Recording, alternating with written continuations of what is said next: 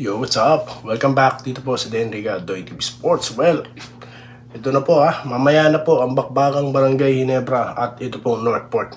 At of course, ang bakbaka naman po ng mga siga, siga sa opensa na tropang Giga at ito pong mga bataan ni Coach Yeng Yao, okay, Rain or Shine versus TNT.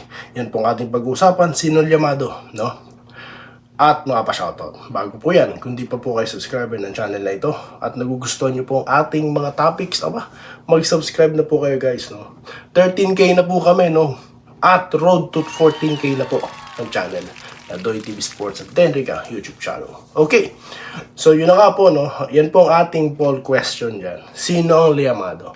Yung mga nasa taas o yung mga nasa baba? Okay? Alam naman po natin, na unahin na natin ang TNT, okay? At ang Rain or Shine. Ito pong dalawang koponan na ito is well coached, Of course, dalawang Gilas coach ito, former coaches na si Coach Chat Reyes at ito pong si Coach Yeng Yao. At hindi lang po basta coach ito ng PBA.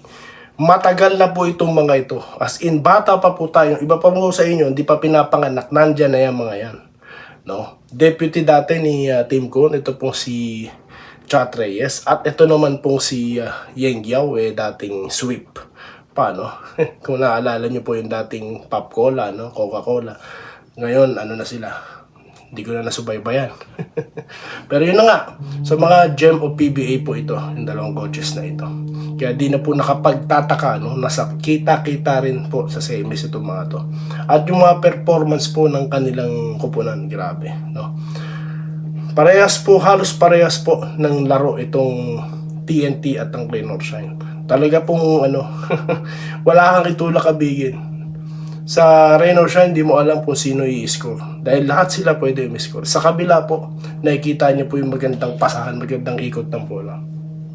So hindi sila ganun ka-reliant sa kanilang mga imports, di ba? Dahil yung import po nila, shop sila po ang nagsusupply. Ngayon, sino sa tingin ko makakuha ng game 1? Sino? Well, kung itutuloy po ng TNT yung kanilang solid defense at offense, sila po mananalo. Okay. Ngayon, sa Rain or Shine, kung mabasag po nila yung depensa na yan, at may pagpatuloy po ng mga kumpiyansadang player nila, na mga talagang pinasikat nila dyan, posible po natalunin nila itong top team. Okay.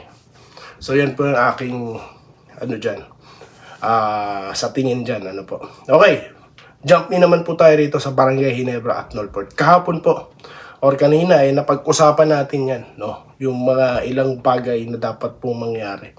Okay, or mangyayari, prediction po natin, Bali ngayon, sino ba ang Llamado? Kasi nga po, alam naman po natin na tinalo tayo dati. Tinalo ang barangay ng Northport, Tinalo sila isang beses sa matagal na panahon, di po ba? So ngayon, inaasahan na sa unang encounter tinalo Siyempre, ganyan din mangyayari yan. Ganyan din ang magiging storya. So yan po, yung possible mentality sa mga fan side naman po ng Northport. Pero kung titignan nyo naman po yung laban na yun, muntik na silang ma-NSD, This time around, makaka-rest back po kaya ang Gilas tuloy. Ang Barangay Ginebra, Ano po sa tingin nyo,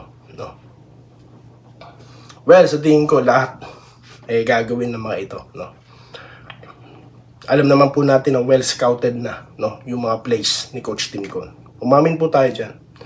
Pero sigurado po ako sa mga plays na yan may nakatago para po sa playoffs, Tandaan po natin, playoff mode na po. Ito po si Justin Brownlee at ang Barangay Ginebra. At yung mga pagkatalo po nila, enough para po gamitin nila sa mga susunod na laban nila. Katulad nga po niyang semis, Yun nga po yung maganda Ano pa lang, matalo ka na. Para sa katulad po ng stage na semis. Di po ba? May checklist po tayo dyan. 3 checklist lang muna. Okay? Number 1 guys, yung rotation. Ball rotation po. Yan po yung mahalaga dyan. Kailangan po umikot ang bola. Dahil pag nag 1-on-1 po, mahirap. Mahirap bang mag 1-on-1 dito sa Northport. Dahil nga po, ang laruan ng Northport, parang laruan ng international. Ang kulang lang sa kanila is yung more shots from the 3-point shot, di ba? Dahil sinabi ko naman po sa inyo na talagang loob ang laro ng mga ito. Number 2, kontrolin po yung ilalim, no? Dahil dyan po sila malakas, no? Para sa Northport, no? Pag na-control po yan ng barangay, may chance po talaga na maka-rest back sila. At ang panghuli, of course, yung consistency sa mga players, no? Kailangan po yung aggressiveness, no? Hindi lang si Thompson, the rest of the gang, no? Ang mga tira pwedeng hindi pumasok yan. Pero yung level po ng intensity, no? Efforts, yan po is something na pwede mo makontrol. Di po ba? So yun lang po ang aking checklist, no? Sa Northport naman, kapag tinuloy lang po nila yung kanilang usual game, no? May konting adjustment lang dahil sigurado na basa na sila, may pagpapatuloy po nila yung kanilang winning streaks, no? Okay. So yun lang po ang aking palagay dyan dito sa Bakbakang Barangay Ginebra at Northport, no? Ilang oras na lang po, bakbakan na. So, shoutout na po tayo guys, okay? Shoutout na po tayo. Ito po yung ating nakaraang content na napakarami pong nanood, Salamat po. Okay, dito tayo kay Riley TV. Northport mananalo. Real talk, mas malakas sa Northport. Ilang beses tinalo Ginebra mo kontra Pelo. Ilang beses, sir? Isang beses pa lang. Isang beses pa lang Bila ka naman, Riley. Yan ka na naman. Bumanat ka na naman, Brad. Anyway, dito tayo kay Ricardo Padohinog, no? Talo ang Northport. Panaluhin nyo ng Ginebra kasi hawak. Walang gana. Huwag ka na pong manood, Sir Ricardo. Huwag ka nang manood, no? Dahil ikaw ay isa sa mga naniniwala pala na scripted. Huwag ka na pong parang ako noon, no? Nanonood po ako ng wrestling. Nalaman ko, lang pala yan. Di pala totoo yung wrestling. Di pala totoo wrestling. Kaya di ko na pinanood. Diba? Parang niloloko sarili ko. Ngayon, anong existence mo? At patuloy ka pa nagko-comment. Hater ka na yan, sir. Di po ba? Wala ako naintindihan. Wag ka na rin manood. Wala ka palang naintindihan, no? Wag ka nang manood. Billy Dado, no? Doon ka na, no? Diba? Alam ko kung ano ibig doon sabihin. Hindi ako pinakanak kahapon. Doon ka na lang sa maintindihan mo. Okay? Dito tayo. Kay Gilbert Podaca. Good luck, Ginebra, watching from Binangonan. More power, yes. Mario Sobremonte. Go, go, go, BGSM. Sana makuha nilang game 1. Good luck, NSD. Peter Aniban. Pa-shoutout sa Bulacan. Barangay Solid, Ginebra. Enrique Rivero. Good luck, Jenkins. Go, go, go, NSD. Ricardo Cabato. Game 1 na yan, idol. Marlon Elarcosa, gusto ko NP makapasok sa finals. Hindi daw siya solid NP pero gusto ko.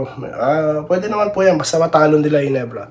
Alam niyo po, kahit talunin naman ang Northport, no, ang Ginebra, hindi naman po matitigil ang Doy TV Sports.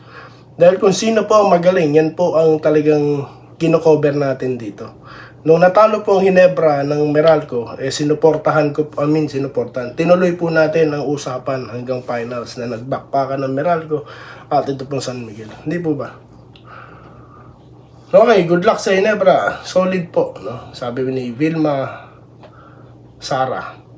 Sana NP pumasok. Jesse Pasqua.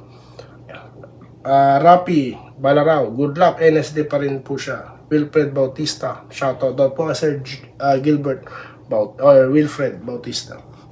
Irene Kilyes. Salamat po. Oo nga po Oo nga po, tinamaan ng magaling. Pero okay na po tayo, ma'am. Ayun guys, so good luck Gene Kings, idol. Pag uwi mo, nasa venue ka ng Ginebra. Pinagdadasal ko, Ginebra daw po manalo, sabi ni Balbino Diala. Mama Harot, shoutout po. Napakarami po talaga nagko-comment. Mamaya po, no, kung meron pa po tayong time, may special shoutout po tayo bago po ang game 1. No? So mamaya na lang po ulit guys ang ating mga pa-shoutout. Pagkita-kita po tayo sa mga susunod na video content. Dito lamang po sa Ricardo TV Sports. Muli, maraming salamat po sa inyong panonood. Salamat po sa panonood. Subscribe na para sa mga susunod na basketball at boxing videos.